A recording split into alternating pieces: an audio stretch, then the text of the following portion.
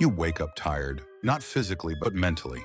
Your to-do list is waiting, messages, emails, deadlines, expectations. And instead of starting, you scroll. A few minutes turn into 30. Then guilt creeps in. You whisper it to yourself, I'm so lazy. But pause for a second. Lazy people don't feel guilty. Lazy people don't feel anxious about wasted time. Lazy people don't lie in bed thinking about all the things they should be doing. If you feel frustrated with yourself, it means you care. And if you care, you're not lazy, you're overloaded. Let's slow this down. Imagine carrying a backpack. At first it's light, a few responsibilities, a few goals, a few expectations. But every year more gets added. Career pressure, financial stress, family expectations, social comparison, health concerns, unfinished dreams. You keep adding weight, but you never take anything out. Eventually, walking feels heavy, not because you're weak, because the bag is full. Your mind works the same way. Most people don't realize how much mental weight they carry. You're not just managing tasks, you're managing conversations replaying in your head, regret from the past, fear about the future, pressure to prove yourself, invisible competition with people online. Your brain is constantly calculating, am I behind? Am I good enough? Should I be doing more? That constant self-monitoring drains energy. And when energy drops, action becomes harder. Not impossible, heavier. Here's something important. Your brain has limited cognitive bandwidth. Think of it like RAM in a computer. When too many programs run at once, the system slows down. It doesn't mean the computer is broken, it means it's overloaded. Right now you might be running work stress in the background, relationship uncertainty, financial worries, self-doubt, health goals you haven't started, notifications every few minutes. Of course you feel stuck. You're not lacking discipline, you're lacking mental space. And then there's the pressure culture. Wake up at 5 a.m., read 30 books a year, build a side hustle, go to the gym daily, meditate, journal, network, optimize everything. Self-improvement became another source of pressure. Now even resting feels unproductive. Even relaxing feels guilty. But growth without recovery leads to burnout. Even machines overheat. Why wouldn't you? There's also something deeper happening. When you're mentally overloaded for long periods, your brain shifts into survival mode. It prioritizes safety over growth, comfort over challenge. That's why scrolling feels easier than starting a difficult task.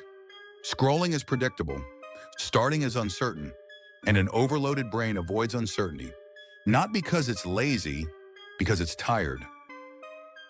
Let's talk about avoidance. You open your laptop, you look at the task. It feels big, unclear, heavy, so you delay. You tell yourself, I'll do it later. But later comes with more anxiety. Now you're avoiding the task and judging yourself. This creates internal conflict, and conflict drains even more energy. The task didn't get bigger. Your mental resistance did, and resistance grows in overloaded minds. Even ancient thinkers understood this tension. Marcus Aurelius wrote reminders to himself about focus and clarity, not because he ruled an empire effortlessly, but because even emperors struggled with mental noise. He constantly pulled his attention back to what mattered. Not everything, just what mattered. That's the lesson. Overload comes from trying to carry everything at once. Relief comes from choosing what to carry. There's also the dopamine cycle. Modern apps are designed to give quick rewards, fast stimulation, instant novelty. Your brain adapts to that speed. Now deep work feels slow, reading feels slow, studying feels slow, building something meaningful feels slow, and slow feels uncomfortable. So you avoid it, not because you're incapable, but because your brain expects higher stimulation. This isn't a character flaw, it's conditioning, and conditioning can be reversed. But here's the turning point.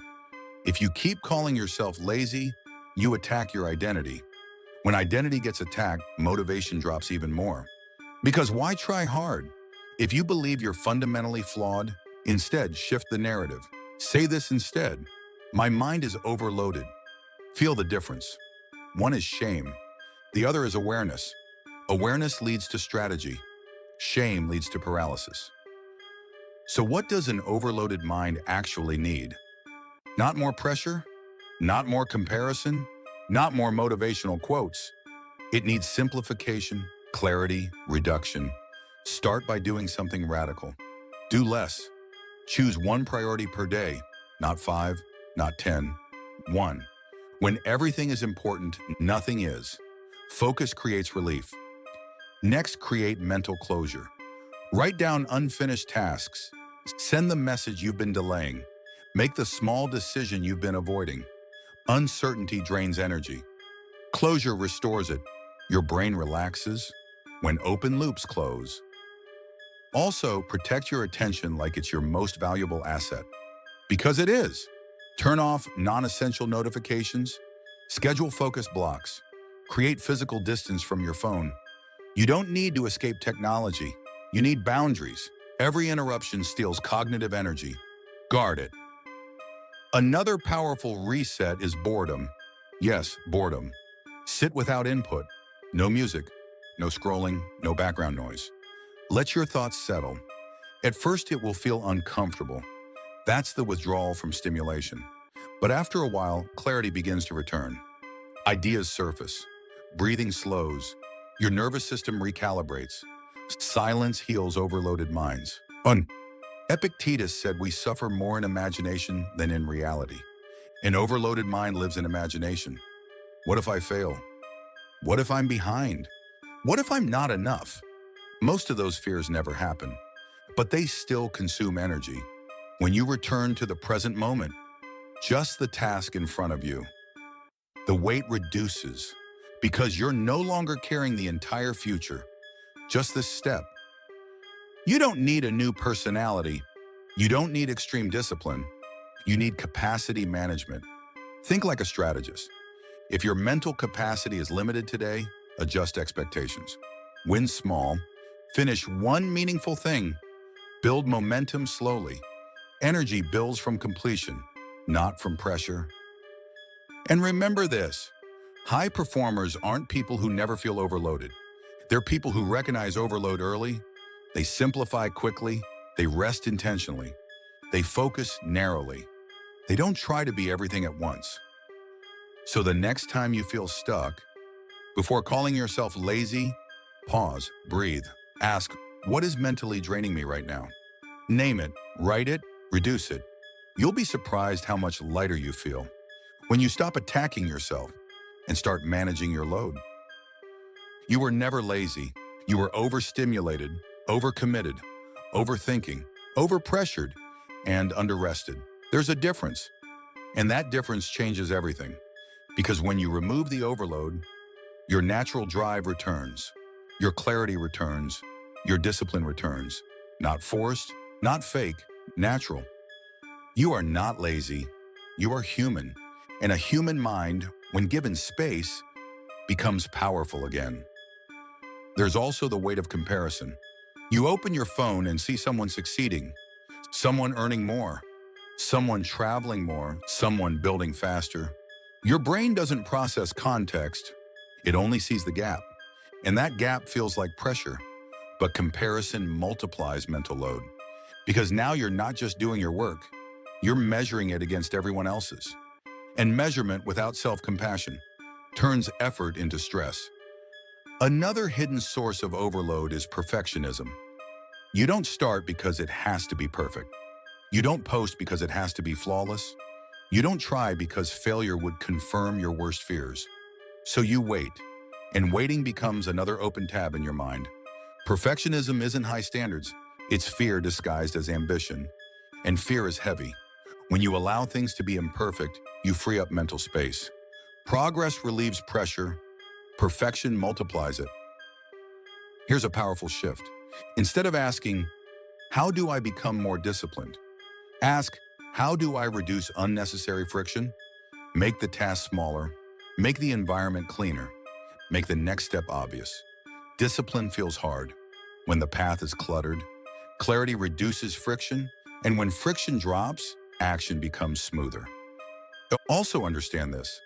Motivation is not something you chase. It's something that appears.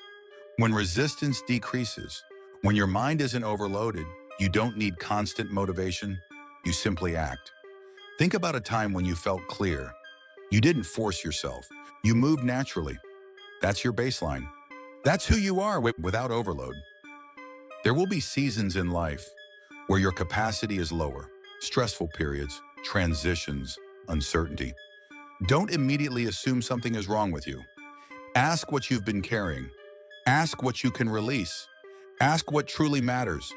And then take one small step, not to prove yourself, not to compete, but to gently move forward.